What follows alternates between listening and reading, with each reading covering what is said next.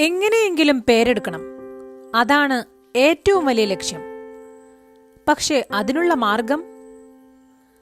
വർത്തമാനകാലത്ത് പലരുടെയും പേരിന് തലയും വാലുമായി പല വിശേഷണങ്ങളും കാണാം. എന്നാൽ അവയുടെ നിജസ്ഥിതി എന്താണെന്ന് ആർക്കറിയാം?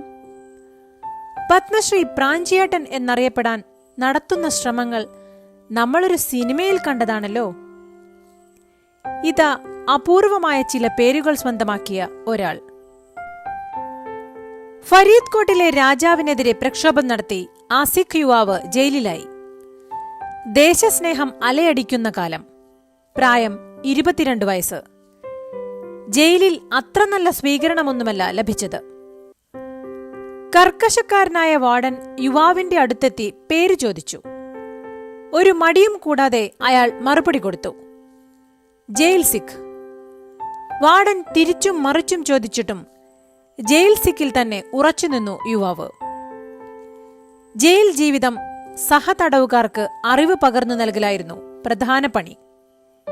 അതുകൊണ്ട് തന്നെ സഹതടവുകാർ അയാളെ അറിവുള്ളവൻ എന്ന അർത്ഥത്തിൽ ജ്ഞാനി എന്ന് വിളിച്ചു. അതിൽ ബഹുമാന സ്വരം ചേർന്നപ്പോൾ ജ്ഞാനിജി ആയി. ജയിൽ ആ ചെറുപ്പക്കാരന്റെ ജീവിതത്തിൽ പിന്നെയും കടന്നുവന്നു.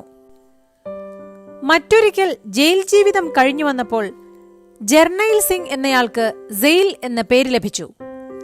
എന്തായാലും ഇന്ത്യയുടെ 7ാമത്തെ രാഷ്ട്രപതിയായി ഈ യുവാവ് അധികാരത്തിലേറ്റപ്പോൾ പേര് ഗ്യാനി സെയിൽ സിംഗ് എന്നായിരുന്നു.